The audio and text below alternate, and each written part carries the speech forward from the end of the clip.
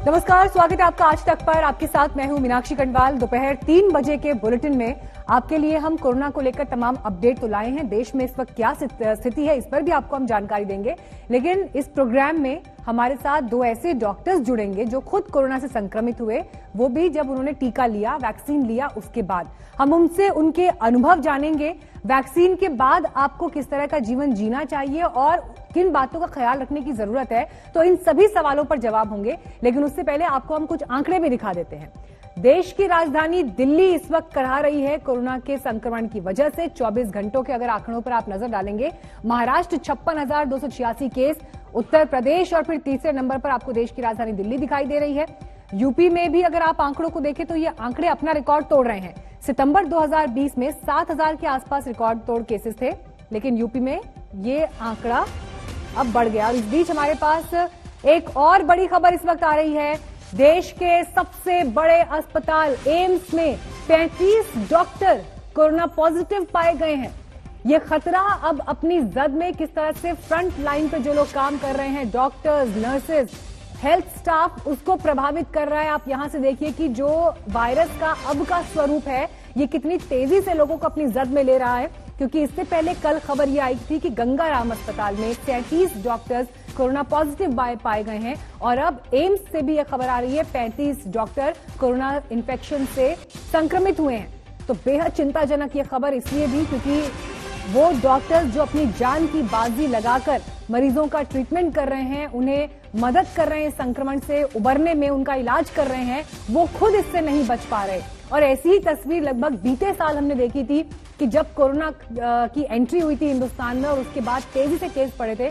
हालांकि उस समय हमारे पास उपकरणों से लेकर जो टेक्निक है उन सभी मामलों में हम बहुत ज्यादा आगे नहीं थे। हालांकि इस एक साल में बहुत से लेसन हमने लिए हैं, बहुत कुछ सीखा है, उपकरण हासिल किए हैं, लेकिन उसके बावजूद जो दूसरी लहर है वो ज्यादा खतरनाक साबित हो रही है। बीते रिकॉर्ड्स को अब के आंकड़े पहले ही तोड़ चुके हैं। 24 घंटे में देश भर में 1,30,000 से ज्यादा केसेस रिपोर्ट हुए हैं। बीते 3 दिन से लगातार 1 लाख के हिसाब से केसेस पूरे देश भर में बढ़ रहे हैं, जिसमें महाराष्ट्र, उत्तर प्रदेश, दिल्ली, गुजरात, ये ऐसे राज्य हैं, मध्य प्रदेश, जो ज्यादा प्रभावित हैं। और जानकारी के साथ हमारे संवाददाता कुमार कुणाल इस वक्त जुड़ गए हैं। कुमार, देखिए वायरस का ये रूप कितना खतरनाक होता जा रहा है कि पिछले रिकॉर्ड ध्वस्त होते जा रहे हैं। कल गंगाराम हॉस्पिटल से खबर आई और अब एम्स से 35 डॉक्टर कोरोना पॉजिटिव। और पिछले एक हफ्ते में लगभग 35 डॉक्टर कोरोना पॉजिटिव पाए गए हैं। और हमारी बात भी हुई है एम्स के अधिकारियों के साथ और उन्होंने इस बात की पुष्टि की है कि कई सारे डॉक्टर पॉजिटिव पाए गए हैं। कई सारे लोगों के अभी सैंपल भी गए हैं।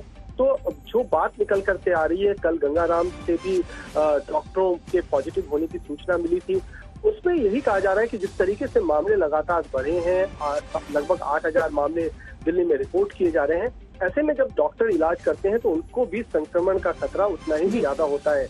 इसमें से बहुत सारे डॉक्टरों को वैक्सीन लग चुकी है, लेकिन वैक्सीन लगने के बावजूद संक्रमण हो रहा है। मैं लौट रही हूँ, हमारे साथ मिलन शर्मा भी इस वक्त जुड़ गई हैं। मिलन, एम्स के 35 डॉक्टर्स कोरोना पॉजिटिव हुए हैं, ये बेहद चिंताजनक एक खबर आ रही है। फ्रंट लाइन पर काम कर रहे लोग इस तरह से प्रभावित हो रहे हैं। क्या इस पर और डिटेल्स अभी हैं? इन डॉक्टर्स को भी कहाँ रखा गया है और अब तो इन्हें भी ट्रीटमेंट की जरूरत होगी यहाँ से आगे?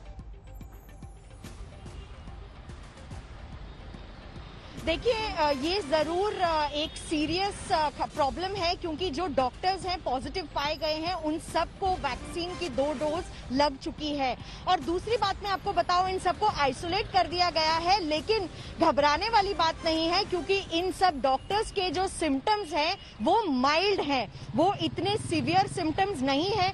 और शायद इसीलिए इस वक्त इस खबर को जैसे हम आपको बता रहे हैं, चिंताजनक बात यही है कि जब डॉक्टर्स एक ऐसे समय में जब दिल्ली में ही खुद 7,500 से ज्यादा कोरोना के केसेस सामने आ चुके हैं, अगर डॉक्टर्स ही बीमार पड़ने लग जाएंगे तो फिर से भारत में या फिलहाल दिल्ली में डॉक्टरों की कमी हो जाएगी। एम्स एक बहुत बड़ा इंस्टीट्यूशन है जहां के 35 डॉक्टर्स अब कोरोना पॉजिटिव पाए गए हैं, लेकिन जो सिम्टम्स है उनके वो माइल्ड है फिलहाल। शुक्रिया मिलन आपका इस जानकारी के लिए। देखिए, हमारा बिल्कुल ये मकसद नहीं कि आप डरे या आप किसी तरह की दहशत में आए, लेकिन खतरे के प्रति आगाह रहने में समझदारी है और इसीलिए जो भी प्रिकॉशन और कोविड एप्रोप्रिएट बिहेवियर सरकारों की तरफ से, स्वास्थ्य मंत्रालय की तरफ से निर्देश दिए जा रहे हैं, उन्हें फॉलो करने की पूरी कोशिश करें। कोरोना का खतरा लगातार बढ़ रहा है। दिल्ली, लखनऊ में तो कोरोना वैक्सीन की 2 डोज लगवाने के बाद भी दर्जनों डॉक्टर्स इसकी चपेट में आ गए और एम्स से भी देखिए यही खबर आ रही है, क्योंकि ये जो 35 डॉक्टर संक्रमित हुए हैं, इन्हें भी कोरोना के दोनों वैक्सीन के दोनों डोजेस लग चुके थे। एक्सपर्ट्स ने हालांकि ये साफ किया है कि वैक्सीन लगने से कोरोना का खतरा खत्म नहीं होगा, लेकिन आपके शरीर में कोरोना से लड़ने की ताकत आ जाएगी।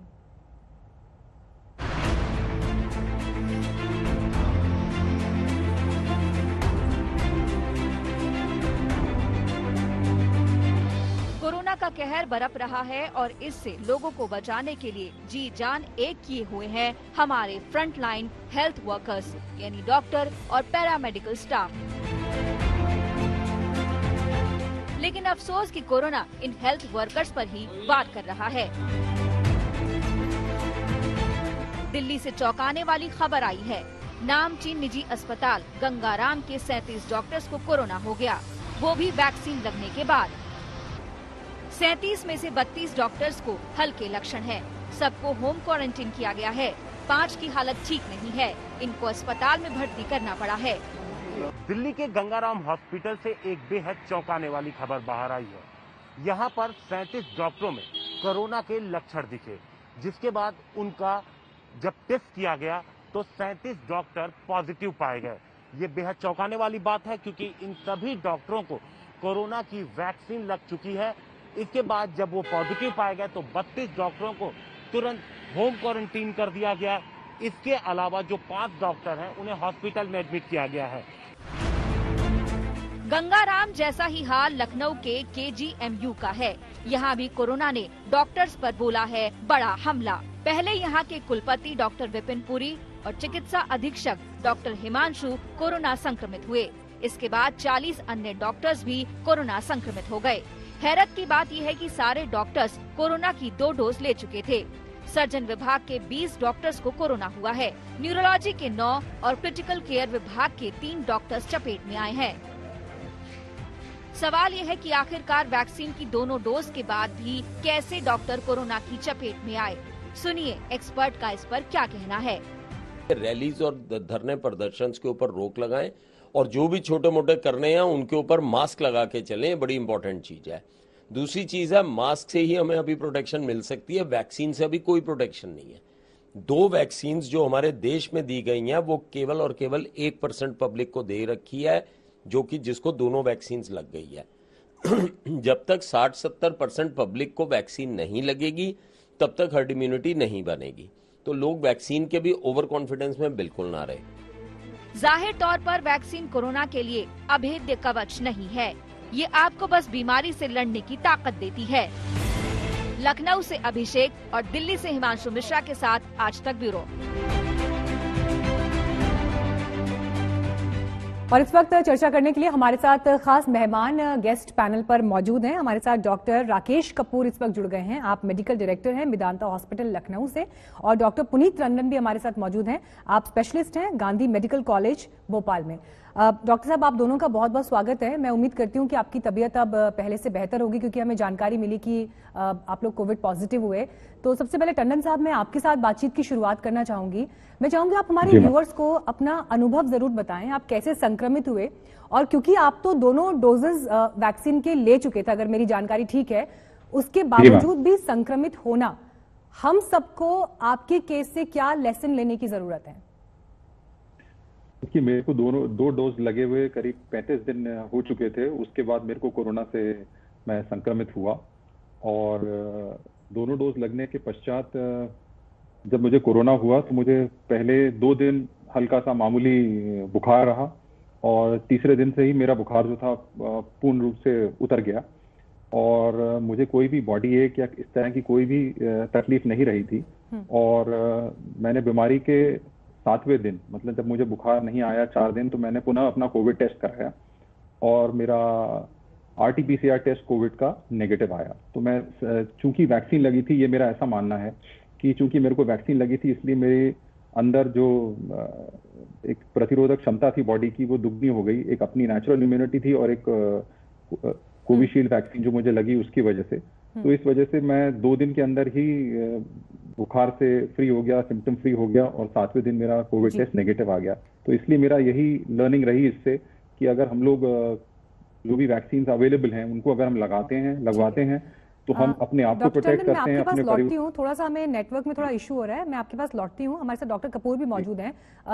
डॉक्टर कपूर, आपकी तबीयत अभी कैसी है और आपका ये जो अनुभव रहा वैक्सीन के बाद का, मैं चाहूंगी कि आप हमारे दर्शकों से इसको भी शेयर करें। देखिए, दोनों वैक्सीन मेरे को लग गई थी एंड सेकेंड वैक्सीन की dose about a month back मेरे को लगी थी। आपने कोविशील्ड लिया था या कोवैक्सीन लिया था? कोविशील्ड था। ओके, कोविशील्ड वैक्सीन थी।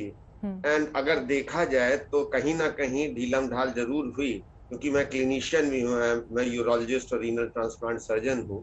तो ओपीडी में मैं जरूर मास्क लगाए रहता था, स्ट्रिक्टनेस रखता था। फिर भी जो मरीज आते थे कई बार उनको समझाना पड़ता था, भाई मास्क ऊपर करके बात करो, सब करो। तो कहीं ना कहीं तो देखिए भूल चूक हुई कि आई गॉट इन्फेक्टेड।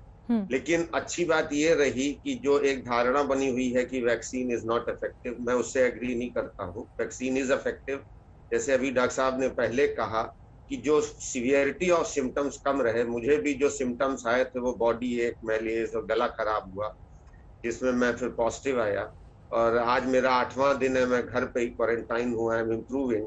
एंड कल मैं अब अपनी जांच कराऊंगा और हो सकता है निगेटिव भी निकलूं।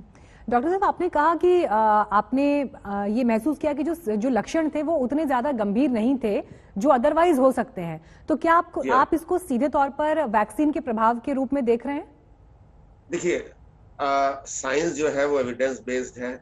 मैं जो अपने ये जो मेरा है, ये मेरा पर्सनल ओपिनियन होगा, या और लोगों को जिनको कि 2 वैक्सीन के बाद हुआ है, जैसे मेरे पीजीआई के मैं एक्स डायरेक्टर पीजीआई भी हूँ, इस समय के जो डायरेक्टर साहब थे उनको भी 2 सेकेंड डोज के बाद हुआ, बट बहुत जल्दी रिकवरी हो गई। और ये नोन फैक्ट है कि टीका लगने से बॉडी में इम्यूनिटी डेवलप होती है।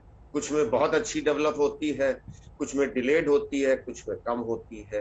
तो शायद जिनमें बहुत अच्छी होती है they are immune to infection, जिनमें कम होती है उनमें इन्फेक्शन का चांस बढ़ जाता है। परंतु हमको वैक्सीन से ये नहीं समझना चाहिए कि अब हम इस बीमारी से ग्रसित नहीं हो सकते हैं। जो प्रिकॉशंस हैं, मास्क, 2 गज की जरूरी, हैंड सैनिटाइजेशन, भीड़ भाड़ अवॉइड करना, सिम्टम्स होने पे जांच कराना, अपने को आइसोलेट करना, ये बहुत ही आवश्यक है। ये भी बताइए डॉक्टर साहब, जिस तरह से ये केसेस बढ़ रहे हैं और वैक्सीनेशन को लेकर भी खबरें अलग अलग तरह की आ रही हैं, अलग अलग स्टेट्स की तरफ से कहा गया कि हमारे पास वैक्सीन कम है और डिमांड ज्यादा आ रही है।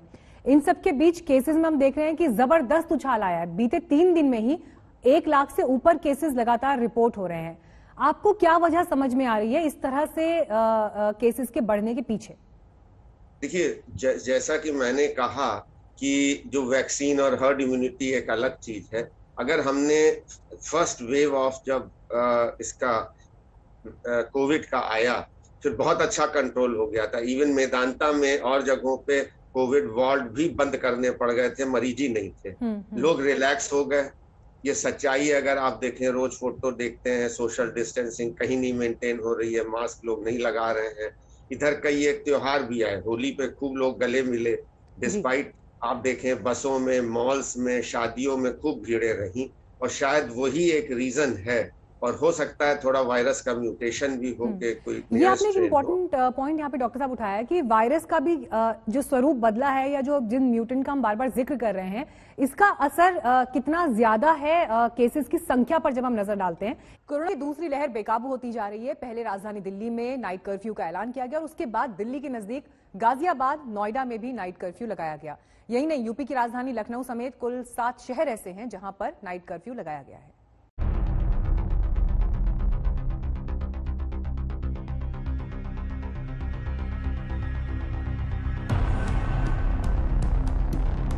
कोरोना संक्रमण की प्रचंड रफ्तार, एक दिन में मामले 1.25 लाख पार। क्या नाइट कर्फ्यू से रुकेगा कोरोना? क्या नाइट कर्फ्यू के आगे लॉकडाउन है? जी हाँ, ये सवाल उठ रहे हैं क्योंकि कोरोना एक बार फिर अपने विकराल रूप में है। राज्य सरकारों के हाथ पांव फूले हुए हैं। राजधानी दिल्ली में तो 30 अप्रैल तक के लिए नाइट कर्फ्यू लगा दिया गया है। तो अब दिल्ली से सटे नोएडा, गाजियाबाद और इससे सटे मेरठ जिले में भी नाइट कर्फ्यू का ऐलान कर दिया गया है। जनपद गाजियाबाद में कोरोना संक्रमण को प्रभावशाली ढंग से नियंत्रित करने के लिए रात्रिकालीन निषेधाज्ञा लागू करने का निर्णय लिया गया है। ये आदेश आज रात से प्रभावी हो जाएंगे। इसका समय रात्रि 10 बजे से प्रातःकाल 5 बजे तक का रखा गया है। कोविड संक्रमण से बचने के लिए गाजियाबाद और नोएडा में प्रशासन ने एहतियातन नया फैसला किया है। जरा उनके बारे में भी जान लें।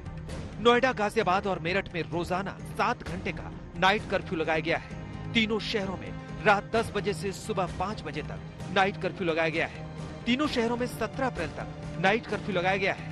आवश्यक सामान और सुविधाओं की सप्लाई के लिए नाइट कर्फ्यू से छूट रहेगी। जरूरी और मेडिकल सेवाओं के लिए भी नाइट कर्फ्यू में छूट दी गई है। कोरोना के बढ़ते मामलों के बीच राजधानी दिल्ली सहित एनसीआर में भी नाइट कर्फ्यू जो है वो इम्प्लीमेंट कर दिया गया है। इस वक्त हम मौजूद हैं दिल्ली नोएडा बॉर्डर पर। आप तस्वीरें देख सकते हैं, देर रात का वक्त है और तमाम गाड़ियों की चेकिंग करने के बाद ही उनको दिल्ली से नोएडा जो है आने की इजाजत जो है वो दी जा रही है। जिसके पास एसेंशियल सर्विस से जुड़ा पास है उसी को जाने की इजाजत जो है वो फिलहाल नोएडा के अंदर जो है वो यूपी पुलिस की तरफ से फिलहाल दी जा रही है। अगर किसी के पास इस तरीके का पास नहीं है तो उसको वापस जो है वो भेजा जा रहा है। और इसके चलते आप देख सकते हैं कि तमाम जो गाड़ियां हैं उनकी लंबी लंबी कतारें जो है वो लगी है। नोएडा और गाजियाबाद में नाइट कर्फ्यू के ऐलान से बाजार सिहर गए। कारोबारियों में मायूसी छा गई।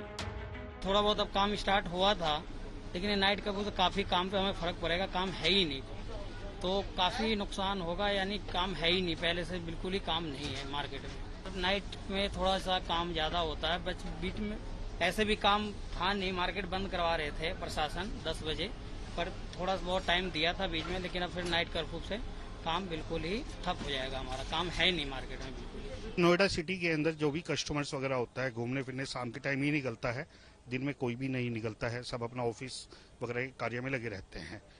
और गर्मी होने की वजह से भी जो भी अब लॉकडाउन के बाद से जो भी थोड़ा बहुत बिजनेस है अब गर्मियों में वो शाम के टाइम ही बिजनेस है। अब गवर्नमेंट का 10 बजे से जो नाइट कर्फ्यू लगाने जा रही है तो उससे मार्केट में बहुत हानि होगी, कस्टमर भी नहीं आ पाएगा। बुधवार को यूपी के मुख्यमंत्री योगी आदित्यनाथ ने वीडियो कॉन्फ्रेंसिंग के जरिए लखनऊ, प्रयागराज, गाजियाबाद, गौतम बुद्ध नगर समेत तमाम जिलों के जिलाधिकारियों के साथ बैठक की थी। उस मीटिंग के बाद 4 शहरों में नाइट कर्फ्यू का ऐलान कर दिया गया।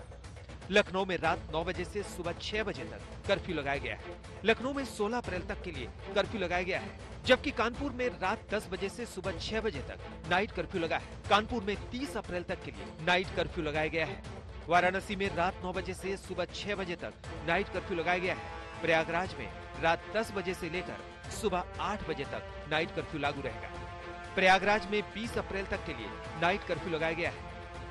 यूपी में कोरोना की विस्फोटक स्थिति को देखते हुए फिलहाल इन शहरों में नाइट कर्फ्यू लगाया गया है। जिन जिलों में कोरोना की स्थिति और गंभीर होगी वहां भी नाइट कर्फ्यू लगेगा, लेकिन यूपी सरकार ने लॉकडाउन की संभावना से इनकार किया है। कि लॉकडाउन की बात तो कोई, जैसे अभी जो कल की रात्रि की बैठक के बाद ये तय हुआ था कि जिन जनपदों में 500 से ऊपर के केसेस तेजी से बढ़ रहे हैं उन जगह पर प्रशासन और स्वास्थ्य अधिकारी मिलकर फैसला ले लेंगे कि वहां के नाइट कर्फ्यू करने के लिए, शिक्षक संस्थाएं बंद करने के लिए, आयोजन बंद करने के लिए, इस तरह के जो भी बड़े बड़े काम है उसको बंद करने के लिए ये जिला प्रशासन के ऊपर छोड़ दिया गया है। तो इसीलिए और बाकी और कोई मेजर तरह का एक डिसीजन लेना तो प्रधानमंत्री के मार्गदर्शन के बाद ही कुछ पता चलेगा। नोएडा और गाजियाबाद में नाइट कर्फ्यू के साथ साथ सभी शिक्षण संस्थानों और कोचिंग सेंटर को 17 अप्रैल तक बंद रखने का आदेश दिया है। हालांकि जिन संस्थानों में लिखित और प्रैक्टिकल परीक्षाएं चल रही हैं, उन पर कोई रोक नहीं लगाई गई है। नोएडा में अरविंद ओझा के साथ सत्यम मिश्रा, लखनऊ, आज तक। राजधानी दिल्ली में नाइट कर्फ्यू फिर से लौट आया है। एक हफ्ते के अंदर मरीजों की तादाद दोगुनी हो गई और ऐसे हालात में वैक्सीन को लेकर भी दिल्ली के गंगाराम अस्पताल से चौंकाने वाली खबर सामने।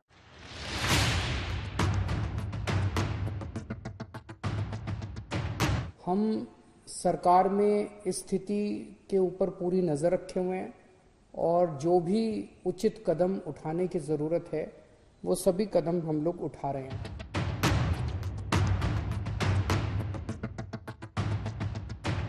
तो उस हिसाब से इस बारी डेथ बहुत कम है। मतलब ये लगता है कि जो इस बारी चल रहा है, जो कोरोना चल रहा है, कि काफी तेजी से फैल रहा है, पर सीवियरिटी कम है और डेथ भी बहुत कम है। दिल्ली सरकार दावा करती रही, भरोसा दिलाती रही कि दिल्ली सुरक्षित रहेगी, दिल्ली वालों पर आंच नहीं आने दी जाएगी।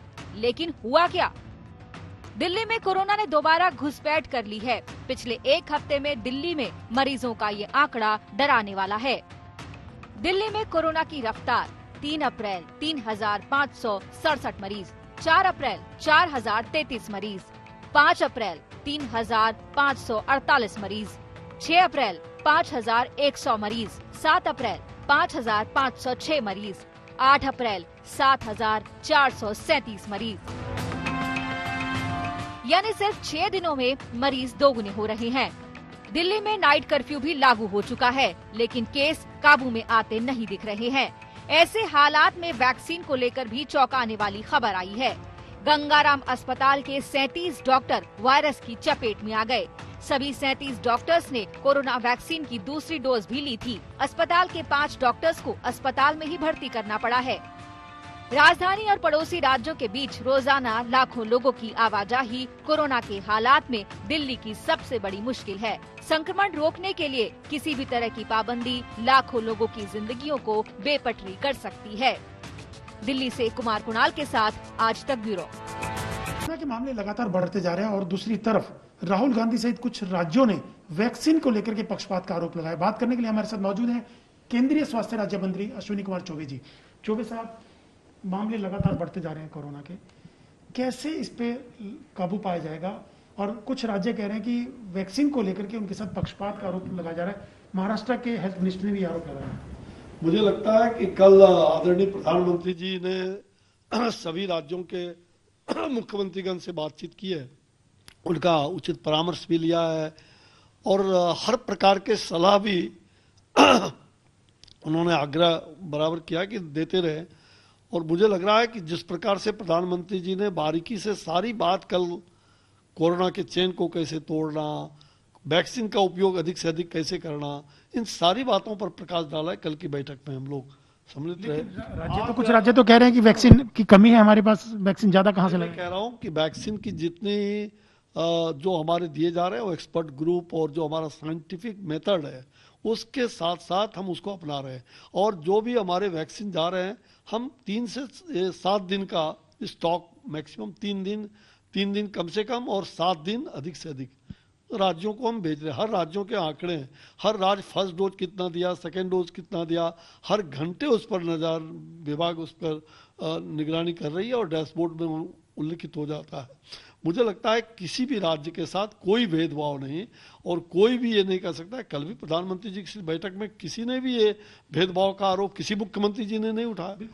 लेकिन राहुल गांधी ने कहा है कि हमारे देश में तो लोगों को वैक्सीन नहीं मिल रही है, आप बाहर भेज रहे हैं वैक्सीन। भाई देखो, हम तो अपने देश के अंदर पहला प्रायोरिटी हमारे देश के लोग हैं, हम उनको भी देते हुए और कोविड के कालखंड में जो हाइड्रोक्सी क्लोरोक्विन टैबलेट दिया, आज भी हम 86 देशों से भी अधिक देशों में जो वैक्सीन दे रहे हैं, निश्चित रूप से हम अपने आपूर्ति करने के साथ साथ वो दे रहे हैं। उसका कितना स्टॉक, कितना तक रखना, क्या रखना, ये सारी चीजों पर ध्यान। और इसलिए इस प्रकार की बात करना बेतुकी है, बेबुनियाद है। राहुल गांधी कह रहे हैं पक्षपात किए बिना राज्यों की मदद करनी चाहिए केंद्र सरकार। मुझे लग रहा, मैंने तो कहा ना, कल भी उनके कोई भी मुख्यमंत्री ये बात। लेकिन राहुल गांधी सवाल उठा रहे हैं। नहीं, राहुल गांधी सरकार अगर वहां के मुख्यमंत्री उनकी ही पार्टी की है, आप उनसे पूछो ना। तो आप अपना इस प्रकार का हवा में बात को क्यों कर रहे हैं? हवा में उड़ान करने का ये दिग्भ्रमित प्रचार करना ये दुर्भाग्यपूर्ण है। किसी भी तरह से जनता में गुमराह पैदा करना ये उचित नहीं है। और आप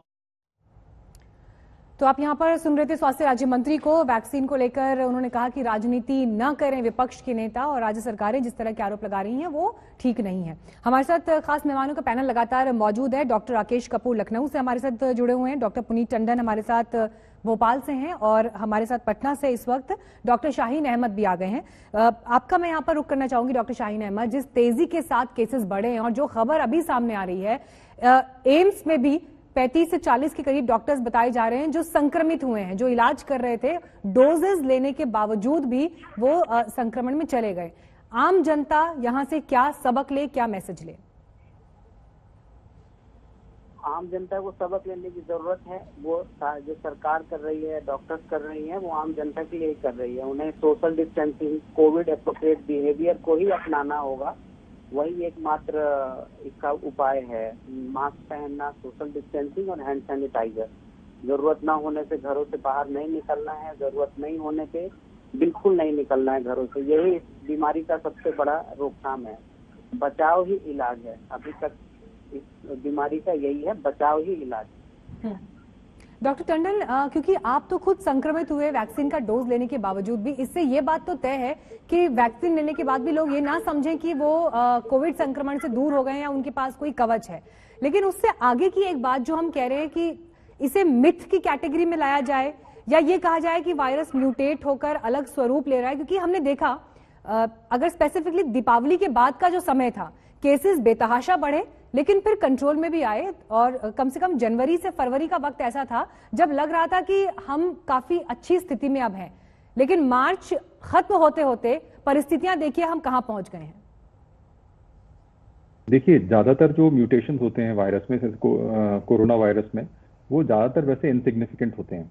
लेकिन कुछ म्यूटेशन, जैसे कि आपने सुना होगा कि यूके वेरिएंट या ब्राजीलियन वेरिएंट, ये जो म्यूटेशंस पाए गए हैं, इसमें हमने ये देखा है कि जो नंबर ऑफ उनकी जो इन्फेक्टिविटी है वायरस की, वो भी ज्यादा है और कुछ कुछ केसेस में इवन सीरियस इन्फेक्शन भी वो कर रहे हैं। लेकिन इन सब से हमको डरना नहीं चाहिए। हमको सबसे ज्यादा ध्यान अपना वैक्सीनेशन पे करना चाहिए।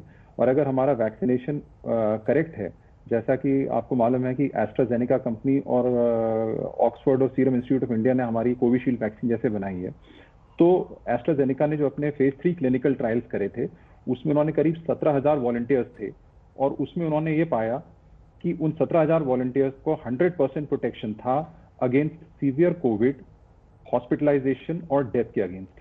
मतलब कि अगर आपको वैक्सीन लगने के उपरांत अगर आपको कोरोना वायरस से इन्फेक्शन होता है तो आपको 100% प्रोटेक्शन है कि आपको सीवियर कोविड नहीं होगा और आपकी डेथ नहीं होगी। इसलिए इस समय हमारे पास हमारा वैक्सीनेशन ही हमारा सबसे बड़ा कवच है और कोरोना प्रोटोकॉल्स का तो हमको पालन करना ही करना है, वो तो है ही। उसके साथ आप भी तो क्योंकि आंकड़ों को एनालाइज कर रहे होंगे, जिस तरह से वैक्सीनेशन हो रहा है अभी, जो पहला डोज लगा है उसका जो नंबर हम देख रहे थे कि 9 करोड़ के आसपास लोगों को दिखाया जा रहा था, लेकिन जो दूसरा डोज है वो अभी तादाद वहां तक नहीं पहुंची है।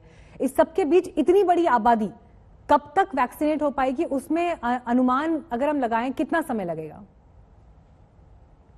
देखिए, मैं एपिडेमियोलॉजिस्ट नहीं हूं कि मैं बता सकूं कि उसमें कितना टाइम लगेगा, लेकिन ये अब चीज जरूर है कि दोनों वैक्सीन के बीच में जो ये पाया गया है कि करीब हमको 4 हफ्ते का गैप था फर्स्ट और सेकेंड डोज के बीच में। लेकिन अब साइंटिस्ट ने ये पाया है कि अगर इस गैप को हम बढ़ा करके 6 to 8 वीक्स या 10 वीक्स तक करते हैं तो जो वैक्सीन की एफिकेसी है वो बढ़ती है।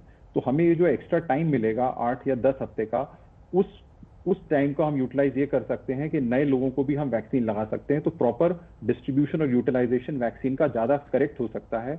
ये फर्स्ट और सेकेंड डोज के बीच में जो साइंटिस्ट ने पाया कि गैप जो है कम से कम 8 हफ्ते का होना चाहिए जी।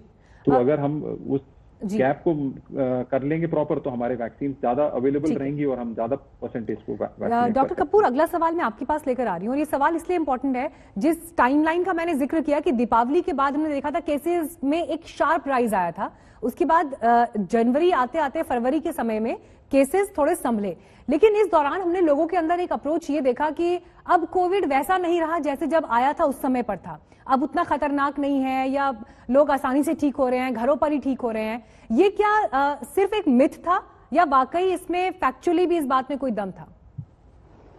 नहीं, देखिए, अगर आप उस टाइम को देखें जब लॉकडाउन लगा और उसके बाद भी आप देखें दुकानों के बाहर सर्कल्स बने रहते थे, हम सोशल डिस्टेंसिंग, हमने बहुत चीजों को मैनेज करने की कोशिश करी।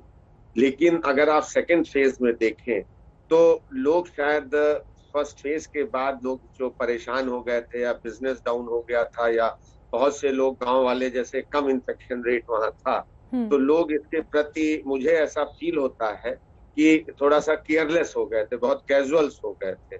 कि तो उसी का शायद ये नतीजा है। म्यूटेशन से कोई अंतर पड़ा है कि नहीं पड़ा है, ये एक रिसर्च या फर्दर जांच का विषय है। लेकिन जो मैं पुनः रिपीट करना चाहूंगा, टंडन साहब ने भी कहा है, वैक्सीनेशन मस्ट है, क्योंकि ये एक हमको इम्यूनिटी देगा। कितनी इम्यूनिटी देगा ये मैंने जैसे कहा, किसी में बहुत अच्छी इम्यूनिटी हो सकती है, किसी में माइल्ड मॉडरेट हो सकती है, बट डिजीज की सीवियरिटी कम करेगा। हमको ये समझ के चलना है कि जो नियम बनाए गए, सोशल डिस्टेंसिंग, मास्क लगाना, हाइजीन करना, बिना जरूरत बाहर नहीं जाना, घर में अगर कोई भी इन्फेक्ट हो तो उस सिम्टम्स को लाइटली नहीं लेना चाहिए। यू शुड गेट इन्वेस्टिगेटेड, और अगर कोरोना है तो आपको आइसोलेट करना चाहिए, तभी हम बच पाएंगे। हमारे साथ जी सर, हमारे साथ इस वक्त पैनल पर डॉक्टर अरविंद कुमार भी आ गए हैं गुड़गांव मेदांता अस्पताल से। डॉक्टर साहब, आपका बहुत बहुत स्वागत है। पिछली बार मुझे याद है जब आप मेरे साथ पैनल पर मौजूद थे, मैंने आपसे पहला सवाल उस वक्त ये पूछा था कि क्या हम वाकई उस स्टेज पर खड़े हैं जहां फिर से लॉकडाउन की जरूरत है। उस शो में और आज के कार्यक्रम में शायद एक हफ्ते का ही वक्त बीता होगा, लेकिन मैं फिर आपसे यही सवाल पूछ रही हूँ कि जिस तेजी के साथ केसेस बढ़ रहे हैं, चेन ऑफ ट्रांसमिशन को रोकने के लिए और जो खतरनाक लेवल है, क्या वाकई हम लॉकडाउन की दिशा में बढ़ रहे हैं आगे? क्योंकि बिट्स एंड पीसेस में तो लॉकडाउन लग ही रहा है ना सर। जी मीनाक्षी जी, पहले तो शो में आमंत्रित करने के लिए आपका धन्यवाद। लॉकडाउन लगाना या ना लगाना तो देखिए एक सरकार का फैसला है, वो एक एडमिनिस्ट्रेटिव और पॉलिटिकल डिसीजन है। लेकिन एक डॉक्टर के नाते मैं आपको कुछ ऑब्जर्वेशन शेयर करना चाहूंगा जो मेरे एस्टीम्ड को पैनलिस्ट ने भी बोले हैं, लेकिन मैं उन्हीं को रिपीट करना चाहूंगा कि मेरे हिसाब से जो ये इस समय करंट वेव चल रही है, इस समय हम लोगों की जो उदासीनता या कि उसको कहें कि कॉम्प्लेसेंसी, यह बहुत हद तक जिम्मेदार है। आपने कुछ नोट पढ़े होंगे कि कई हॉस्पिटल्स में, डॉक्टर्स में भी हो रहा है, और ये सब चीजें क्यों हो रही हैं? ये सिर्फ इसलिए हो रही हैं कि कहीं ना कहीं अंदर एक कॉम्प्लेसेंसी आ गई है कि शायद अब ये माइल्ड है, ये हमें अफेक्ट नहीं करेगा। तो एज ए डॉक्टर इस समय जो सबसे बड़ी रिक्वेस्ट मैं करना चाहूंगा कि जिस 3 चीजों ने हमें लास्ट ईयर इस पर पार्शियल विक्ट्री दी थी और नंबर्स कम होने शुरू हो गए थे, हमेशा मास्क पहन के रखना, जहां तक संभव हो दूरी रखना, हाथ वॉश करना, और चौथा बहुत इंपॉर्टेंट है कि क्लोज्ड जगहों पर बहुत सारे लोगों का इकट्ठा ना होना, क्योंकि वहां ट्रांसमिशन का चांस हाईएस्ट होता है। अगर हम आज से ही रिजिडली सब लोग इस बात को प्रैक्टिस करने लग जाएं कि जब तक जरूरी नहीं होगा हम मार्केट, मॉल, जिम, यहां वहां पार्टियों में नहीं जाएंगे। कोरोना बढ़ रहा है, 1.25 लाख से ऊपर डेली नंबर्स इस समय हैं हमारे।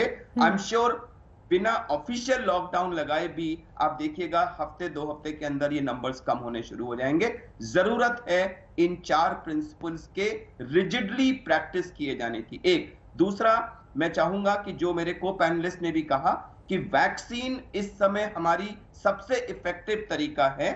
ये ठीक है कि वैक्सीन के बाद भी कुछ लोगों को हो रहे हैं, लेकिन जैसा कि को पैनलिस्ट ने बताया कि वैक्सीन के बाद अगर केस होंगे भी तो वो माइल्ड होंगे, हॉस्पिटलाइजेशन नहीं होगा, और जो सबसे बड़ा फियर कोरोना का है, डेथ, वो नहीं है।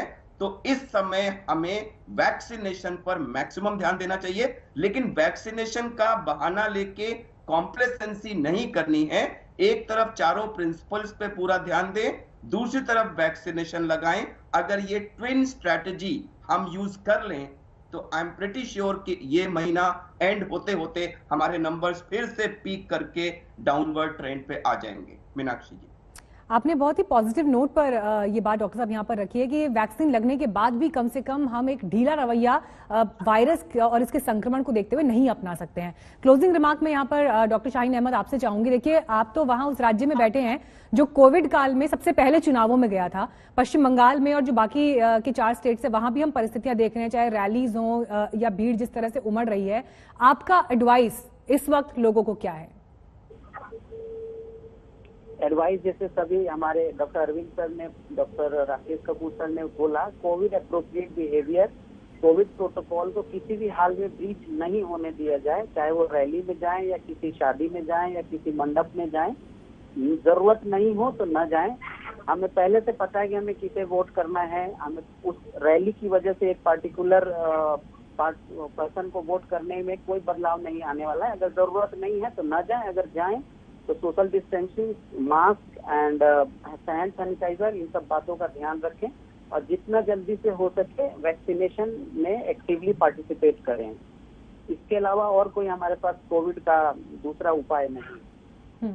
बहुत जिस तरह की बात आपने यहाँ पर बताई कि लोग अपना मन पहले से ही बना चुके होते हैं कि आपको वोट किसे देना है, या वो फैसला आप ले सकते हैं, लेकिन भीड़ भाड़ में जाने से कम बचिए, क्योंकि ये आपके परिवार के लिए और वो लोग जो आपके दायरे में आते हैं, जिनसे आपकी मुलाकातें होती हैं, उन सबकी सेहत के लिए जो है वो बहुत जरूरी है। चलिए, अब जाते जाते मैं एक सवाल आपके पास डॉक्टर शाहीन अहमद और ले आती हूँ, क्योंकि जब बिहार में इलेक्शंस खत्म हुए थे, लगातार ये सबके दिमाग में सवाल था कि जिस लेवल पर कैंपेनिंग हुई है, भीड़ उमड़ी है, क्या होगा अगर भीड़ में 2 व्यक्ति भी संक्रमित हैं तो उसका इम्पैक्ट कितना बड़ा होगा। लेकिन जैसा लोग सोच रहे थे वैसा नहीं हुआ जमीन पर। इस सब के बावजूद हमें सबक जो लेने हैं वो बड़े हैं। सिर्फ इसी बात का जिसका जिक्र बार बार हो रहा है कि ढीला रवैया आप ना अपनाएं या भीड़ में ना जाएं, ये आंकड़े कहीं अपवाद तो नहीं है उस लिहाज से, या बिहार में जैसे बाद में वो अपवाद तो नहीं है? इसका बाद में जब मेजर एंड स्टैटिस्टिकल एनालिसिस होगी मैम, तभी कह सकते हैं कि ये इसका कितना इम्पैक्ट पड़ा या इस भीड़ का एक्चुअल डाटा कहाँ है।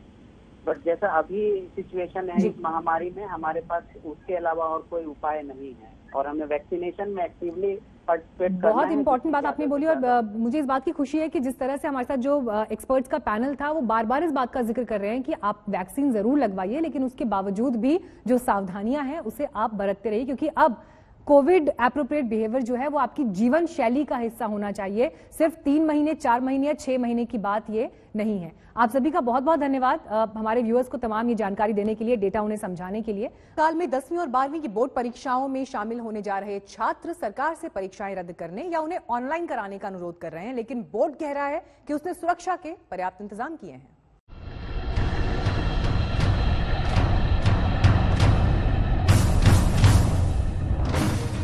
कोरोना की दूसरी लहर ने और 1.25 लाख के पार पहुंचते कोरोना केस ने 10वीं और 12वीं के छात्रों और अभिभावकों के मन में एक बड़ी चिंता पैदा कर दी है। चिंता कठिन एग्जाम या सवालों को लेकर नहीं, बल्कि चिंता कोरोना के खतरे की है।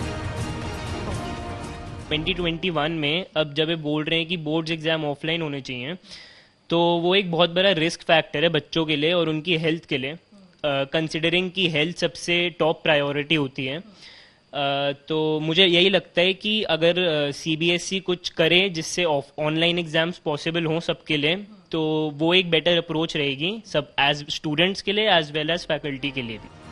अब 1 महीने से भी कम का समय बचा है। 4 मई से 10वीं और 12वीं CBSE का इम्तिहान शुरू होना है और हफ्ते भर से अचानक कोरोना के केस ने मुंबई, दिल्ली समेत देश के कई शहरों में रफ्तार पकड़ ली है। ऐसे में परीक्षार्थियों और अभिभावकों के मन में चिंता ये है कि कैसे होगी परीक्षा, भविष्य की सोचें या जान की।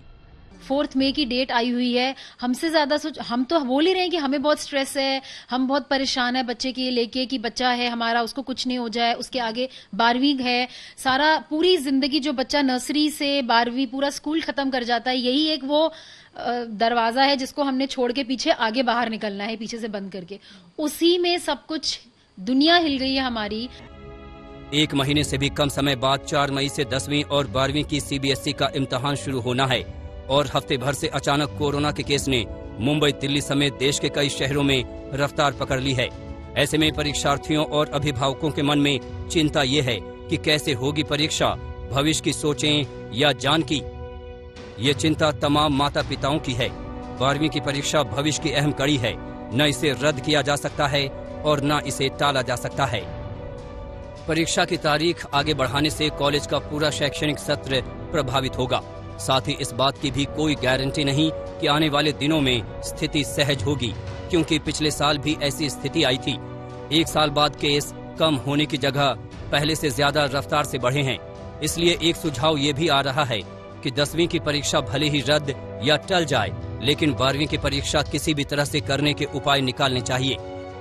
10th और 12th के बोर्ड एग्जाम्स की बात करें तो हमारा ये मानना है कि केंद्र सरकार 10th के एग्जाम्स को डेफिनेटली कैंसिल करे, क्योंकि 10th में ऐसा कुछ नहीं होता कि आगे उनको बहुत ज्यादा कॉम्पिटिटिव एग्जाम्स में जाना होता है, तो इंटरनल असेसमेंट के थ्रू वो बच्चों को वो पास कर दे। बट यस, वहीं पर दूसरी ओर जो 12th है उनके एग्जाम्स को आप पोस्टपोन भी नहीं कीजिए, कैंसिल भी नहीं कीजिए। बच्चों और अभिभावकों की चिंता से पीएम मोदी भी वाकिफ हैं। छात्रों से परीक्षा पर चर्चा से पीएम ने माना कि ऐसी स्थिति है जिस पर किसी का नियंत्रण नहीं। कई बार जीवन में बहुत कुछ अचानक घटता है, अकल्पनीय घटता है, और इन घटनाओं पर आपका कोई नियंत्रण नहीं होता है। कोरोना में भी हम कह सकते हैं कि बच्चों का, युवाओं का जो नुकसान हुआ है वो बहुत बड़ा है। बचपन के लिए तो 1 साल का नुकसान बड़ी इमारत की नींव में एक खालीपन जैसा है। इस कमी को भरना आसान नहीं है। बेशक कोरोना अविश्वसनीय और अकल्पनीय घटना है, लेकिन इसको आए हुए साल भर से ज्यादा बीत चुका है। ऐसे में कई सवाल खड़े हो रहे हैं। कोरोना के बढ़ते मामलों के बीच परीक्षा छात्रों की जान को जोखिम में नहीं डालेगी?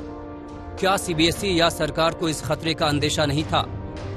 क्या परीक्षा की तारीख घोषित करते वक्त सरकार मानकर चल रही थी कि 4 मई तक हालात सुधर जाएंगे? क्या कोरोना काल में पढ़ाई और परीक्षा को लेकर सीबीएसई और सरकार कोई ठोस नीति बनाने में नाकाम रही?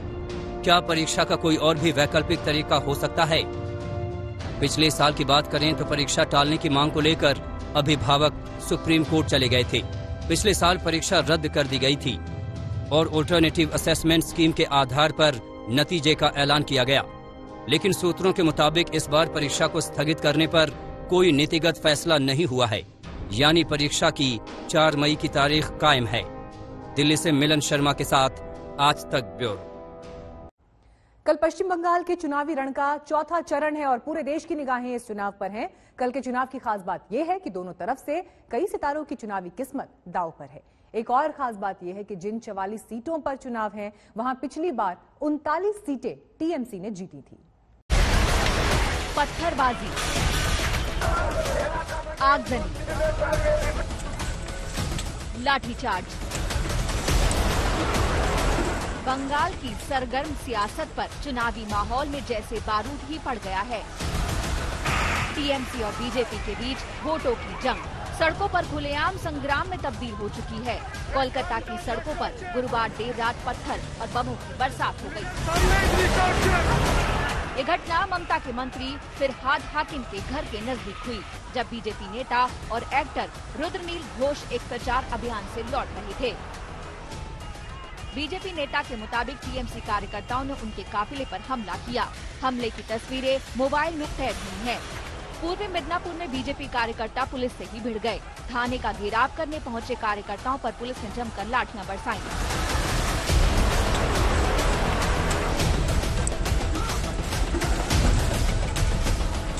बीजेपी कार्यकर्ताओं का आरोप है कि टीएमसी के लोगों ने उन्हें घेर कर हमला किया। इसी के विरोध में बीजेपी कार्यकर्ता सड़क पर प्रदर्शन कर रहे थे, लेकिन विरोध उल्टा पड़ गया। बीरभूम में टूटी फूटी और चकनाचूर हालत में ये मोटरसाइकिलें टीएमसी दफ्तर के बाहर पड़ी हैं। टीएमसी का आरोप है कि उनके दफ्तर पर 100 से ज्यादा बीजेपी कार्यकर्ता घुस आए और दरवाजे, फर्नीचर समेत ये मोटरसाइकिलें तबाह कर दी। इन तस्वीरों से यही लगता है कि जहां जिसका ज्यादा जोर है वहीं जीत के लिए एक ही फॉर्मूला अपनाया जा रहा है, और ये फॉर्मूला है विरोधी पार्टी के कार्यकर्ताओं को डराना, धमकाना, निशाना बनाना। कोलकाता से राजेश शाह के साथ आज तक ब्यूरो।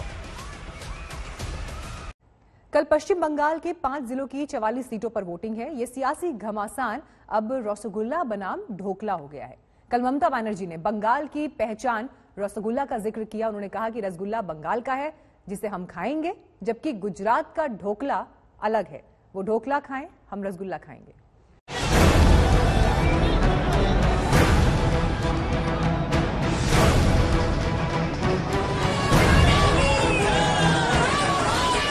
पश्चिम बंगाल की चुनावी लड़ाई अब चौथे दौर में आ गई है।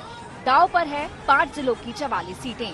ये वो सीटें हैं जहां दोनों दलों के चमकीले सितारों की सियासी साख दांव पर है। कल का चौथा चरण चुनाव का अहम चरण है, क्योंकि मतदान टीएमसी के किले में होना है, जहां पिछली बार ममता की पार्टी ने सभी दलों को लगभग साफ कर दिया था। ऐसे में 2 मई को देखना दिलचस्प होगा कि बंगाली रसगुल्ला किसकी थाली में आता है। বাংলার রসগোল্লা ধোকলার মধ্যে অনেক পার্থক্য আছে। তুমি ধোকলা খাও, আমি রসগোল্লা খাবো। কিন্তু দিল্লি का लड्डू এখানে দেখাবে না। पिछली बार टीएमसी ने चौथे दौर की 44 सीटों में से 39 सीटों पर कब्जा जमाया था। हालांकि 2019 के लोकसभा चुनाव की तरह वोटिंग हुई तो 19 सीटों पर बीजेपी की बढ़त है और टीएमसी का ये आंकड़ा 39 से घटकर 25 पर आ सकता है। इसी आंकड़े और चुनाव प्रचार में उमड़ती भीड़ को देखते हुए बीजेपी के हौसले बुलंद है। पर आए हुए हैं, यह बताता है कि ममता जी के राज में जो तुष्टीकरण, तानाशाही, टोलाबाजी, सिंडिकेट राज, भ्रष्टाचार, ये सब जो हुआ है, अम्फान में भ्रष्टाचार, चावल के वितरण में भ्रष्टाचार, कोयला में भ्रष्टाचार, ये जो सिंडिकेट राज ने किया है, इससे बंगाल की जनता निजात पाना चाहती है। लेकिन ममता बनर्जी हर सभा में बीजेपी के दावे की धज्जियां उड़ा रही हैं। ममता का साफ कहना है कि बंगाल कभी बीजेपी का नहीं होगा। বাংলা কোনোদিনও হবে না, কোনোদিনও বাংলা তোমাদের হবে না। এটা রবীন্দ্র নজরুলের বাংলা, নেতাজির বাংলা, দেশবন্ধুর বাংলা, রাজা রামমোহন রায়ের বাংলা, বিরসা মুন্ডার বাংলা, আম্বেদকরের বাংলা, গান্ধীজির ভালোবাসার বাংলা। এই বাংলা বিজেপি তোমরা পাবে না। पश्चिम बंगाल के चौथे चरण का रण जीतने के लिए कल जबरदस्त चुनाव प्रचार हुआ। हुगली और हावड़ा में ममता रैलियां कर रही थी तो जेपी नड्डा ने अलीपुरद्वार और मैकलीगंज में ताबड़तोड़ रोड शो किए। योगी आदित्यनाथ ने भी हुगली में टीएमसी को घेरने की कोशिश की। उधर जया बच्चन पूर्व क्रिकेटर मनोज तिवारी के लिए प्रचार करने पहुंची। वहीं मिथुन बाबुल सुप्रियो और श्रावंती के लिए प्रचार करने पहुंचे। चुनाव प्रचार के दौरान जया बच्चन का गुस्सा भी देखने को मिला। जब जबरन सेल्फी लेने की कोशिश कर रहे शख्स को जया ने धक्का देकर हटा दिया। संस्कृति जो है, उसका जो मिश्रण है, उसका पूरा स्वरूप आपको बंगाल में दिखाई देता है।